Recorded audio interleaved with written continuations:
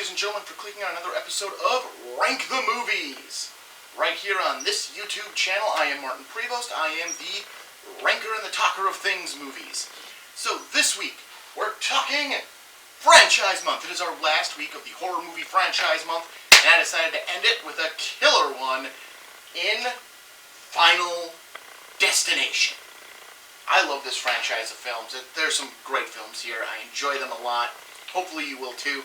Let's dive right in with Final Destination, the original film of this series. Basically, I have a group of kids going to France for a field trip. Apparently, that's things some high schools do.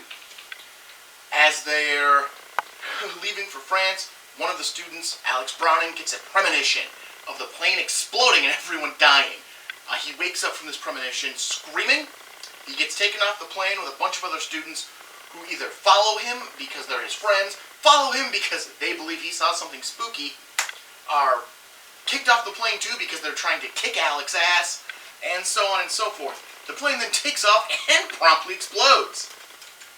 After this, people wonder why Alex knew it was going to happen, and it is as slowly, one by one, these students begin to die because Death wanted them dead on the plane, so now he's taking matters into killing them away from the plane, and so they're still ending up dying as they try to figure out how Death's plan works and how do you defeat Death's plan.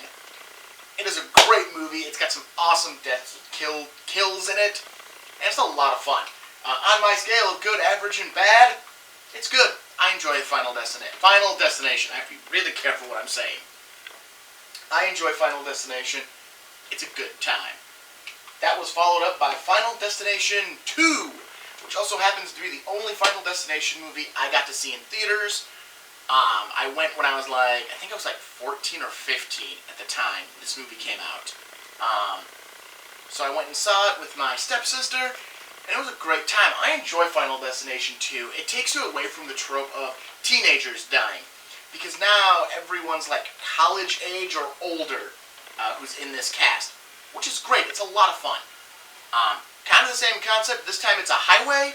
A girl is about to get on the on-ramp, has a vision of a log truck dumping its logs on the road and killing a bunch of people, creating a huge pile-up, and she freaks out, won't move the car, and guess what happens? Log truck dumps a bunch of wood on the road, and a bunch of people die. Everyone who's behind her on the on-ramp lives when they were supposed to die in the horrific accident. So they begin to die one by one in a particular order. There's always order to these things. Most of the movies, it is forward order. So the order you would have died is the order you die that death takes you. So the first person who's supposed to die dies, and so on and so forth. If you somehow get saved, it skips you, moves on to the next person, but it'll wrap back around to you. In this movie, they switched it up again, which wasn't really a switch-up, it's just different from the first one, in that first person who dies, it's actually going in reverse order. So the last person who dies is the first person who dies, and it's trying to close the gap basically created by the first movie. Really complicated. As they're trying to figure it out, they go to the only survivor of the first movie, Alex Browning's girlfriend, Clear Rivers, great name, who is living in a mental institution for her own protection. Alex had died in between films by a falling brick, so she is the last person standing from the original movie. People still begin to die, and inevitably they try to fix it by creating new life, bringing a life into the world that wasn't supposed to be here in the first place. I like Final Destination 2. I'm always enjoyed by it. I like the creativity with the kills in it, and it's a good movie. Final Destination 2 is a good movie. That was followed by Final Destination 3. This time it's a roller coaster. And now we're going to hit a downward spiral of these movies having weirder and weirder, like an airplane exploding and a traffic accident make perfect sense. This one is a faulty roller coaster. So right there it's okay, I get it, they needed something. Okay, so you have a faulty roller coaster that derails and sends a bunch of people to their death because of it. Girl has a premonition. Premonition comes true after she freaks out, and her and a bunch of other people get removed from the roller coaster. Again, people begin to... These movies all have basically the same plot structure. There's a premonition, it comes true, people die. That is the structure of these movies. This one actually had a weird feature when it came out on DVD, that you could actually change things and how they happen. You could make choices. It became a choose-your-own-adventure kind of movie, which was kind of a cool feature at the time. You could make changes like having the movie never happen. That's right, you could make a change, make a choice at the beginning, which would have put none of them on the roller coaster, and the movie would never have happened.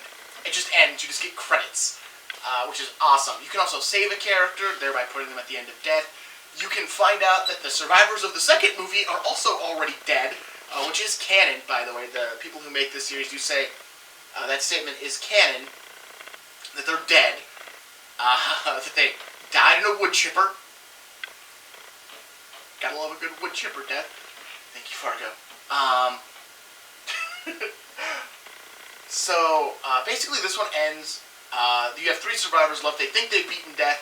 They all find themselves in a subway car, which probably would have been a much cooler opening thing, except it might have been a cooler opening thing. I think it works better for this ending, though, because she has another premonition of the subway car colliding and everyone dying in a subway accident. Unfortunately, because they're in a subway, by the time she comes out of the premonition, the doors have closed, and they are left to their fate. It cuts to black, and you hear the accident happen, because death will get us all, is basically what this movie says. And that's why Final Destination 3, it's entertaining, it's enjoyable. It is the exact same thing, and it's still super enjoyable for me. I get it, some people get bored, but I think as long as you're still trying to be creative with how you're doing it and how you're presenting the kills, and there's still little tweaks made into the stories. This one added a tweak of, she was having that, almost all of them have additional premonitions, and you can figure out how people died by watching around you. This one was she took pictures, the night of the roller coaster accident, and those are predicting how people are going, their second deaths. Because obviously the first death was supposed to be the roller coaster, now they're on their second death, and this is kind of predicting that. So it's a really cool element. Again, it's really similar. So we get to the Final Destination, the first 3D entry in the Final Destination series. What does this one do differently? Well, first, it's a racetrack accident. People are at a NASCAR race, a car veers into the stands, and the building collapses, is how the premonition works. The guy freaks out, pulls everyone out of the racetrack who he can, and the accident happens nonetheless. In fact, Death is so pissed off at this point that people keep escaping his plans of mass death that he says hell with it and literally kills the first person outright before the accident's even done. Like, they exit the building, a tire flies through the air and smashes into the first victim of the survivors. So it's great. This one you learn the idea that you can't cheat death by dying. Basically, you are scheduled to die when you die, and nothing you can do is going to prevent that. A dude tries to commit suicide, and every attempt he makes fails because it's not his turn yet. Which I thought was a cool little element into it. Again, it ends with a second premonition. Not like the last movie, where it was a premonition that led to the grand death of all the characters. It was the second premonition that led to the survival of these characters. It was a little weird. It was a little... but basically the movie ends, they're in a diner, they're in a cafe. He realizes that everything that's happened has led them to that cafe at that exact moment. Which then makes the main character realize that it could just be as simple as they were always meant to leave the racetrack because Death wanted them somewhere else, and then a semi-truck swerves off the road and smashes into the cafe, killing them all. So again, it's got a very satisfying ending, because again, it's showing, yeah, Death knows what he's doing. and is kind of a jackass. The Final Destination, it's average. It's not great. It doesn't do a lot new with this. I'm pretty sure right now the lighting, you can't see this at all, but I'm just going to keep talking nonetheless. It's average. It's not a great movie, but it's definitely not bad. That was followed up by Final Destination 5. How on earth do you make a movie after a movie you just called The Final Destination?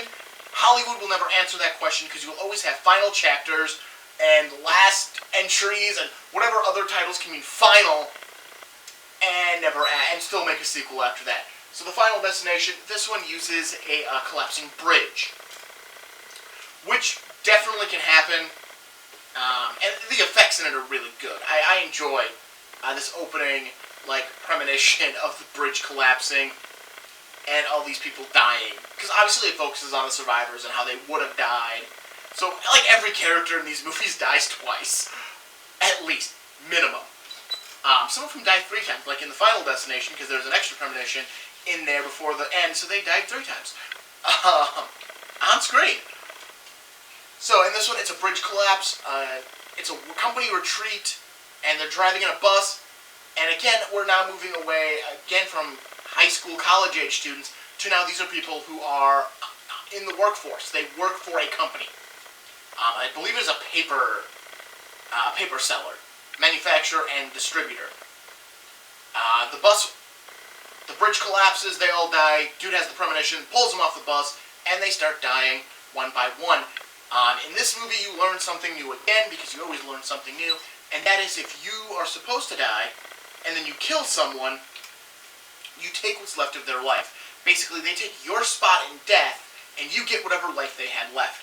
So if I'm marked for death and I'm aware of it, and I go and murder a baby, and that baby was supposed to have 80 years before it died, I now just earned that baby's 80 years, and that kid's taking my spot. I know, why did I go to murdering a baby? Just because it wouldn't have longevity behind it.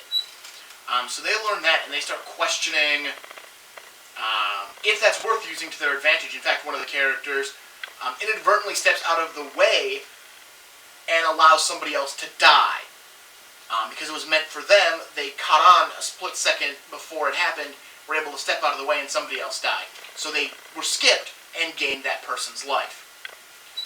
As the movie progresses, one of the characters loses his girlfriend, goes out of his mind because, you know, why does this person who actually escaped the bridge accident and the premonition get to continue living while he is, you know, doomed? And inevitably, you end up finding out why this movie can happen. It's a great twist, so spoiler alert, if you've never seen these movies, stop this video right now, because I'm about to spoil the ending of Final Destination 5, if you don't already know it. It's a prequel. That's why. It's not The Final Destination, it's actually the first movie in chronological order.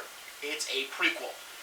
At the end, it kind of plays off of the thing from The Final Destination of sometimes death is inevitable, and where you end up is exactly where death wants you.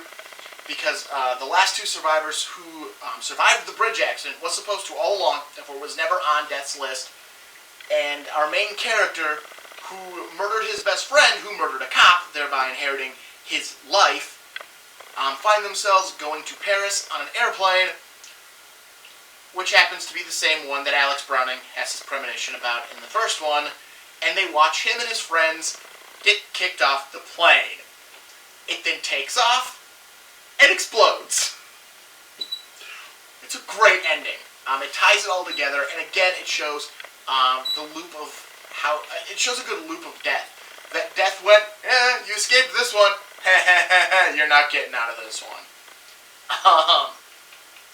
And that the whole idea that all of the premonition and deaths might actually be a game to death, where it's not like, oh, you screwed me, I'm gonna come back at you harder. Where it's like, I'm gonna let this guy have a premonition, and then I'm gonna go kill, really like Rube Goldbergian style. I'm gonna kill all these people who he can survive, and then I'm just gonna off them all anyways. It kind of shows that this might just be a game to death.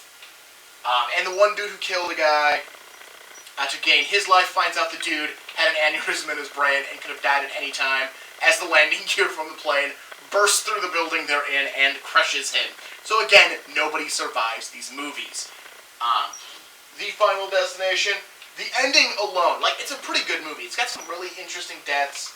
It's a good movie. The ending alone, like, shoots it straight up because you don't see it coming. You don't notice all of the little things that should tell you this movie is taking place in the 90s and not.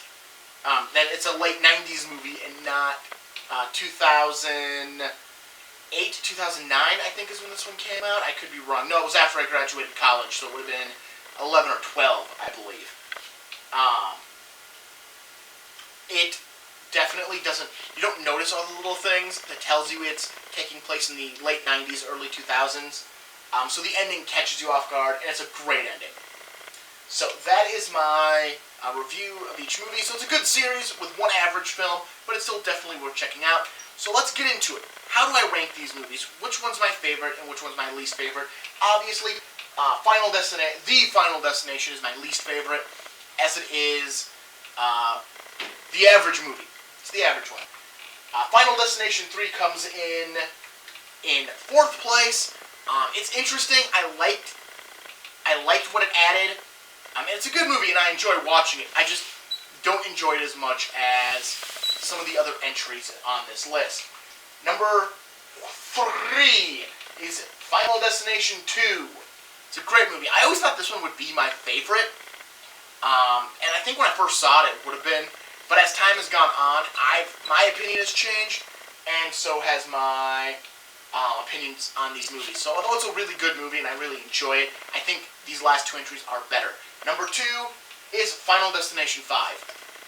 Again, the light just changed and you can't see the screen, so I'm just going to keep talking. Final Destination 5, it's a great time, it's got a great twist, it's very well done, very well acted, and I really like it. But the best movie in the series is the original, because it is original. It is a very original idea, it hadn't been done a bunch of times before it, and it makes it really fun. So, that was my final franchise month. Oh my lord, we made it to the end. Woo! So there's not a franchise next week. Next week, I will be comparing The Taking of Pelham 123, the novel, written by John Goody. If it looks like I was really struggling, it's because my bookshelf is right over there, and I was reading the name off of its spine, or the author. But I'm going to be looking at the novel by John Goody. I'm going to be comparing it to the late 70s, early 80s version of the film. I can't remember the exact date on it right off the top of my head, and the 2009 version. So I'm going to look at the book, the Walter Matthau version, the Walter Matthau, Robert Shaw version, and the John Travolta, Denzel Washington version of the movie. I'm going to be comparing them and seeing how they're like the book, how they're not like the book, how they're better, what I like about each version, because they're all really good versions. So check that out next week. Tomorrow we get another bonus Thursday for you. So check that out. We'll be talking about The Toxic Avenger. It's a great trauma movie, and I'm going to be talking about it and its sequels, not in the depth of my franchise month, but I'll be touching on them. So check back next week for that. Otherwise, I'm Martin Prevost. This is Rank the Movies, and have a great Wednesday.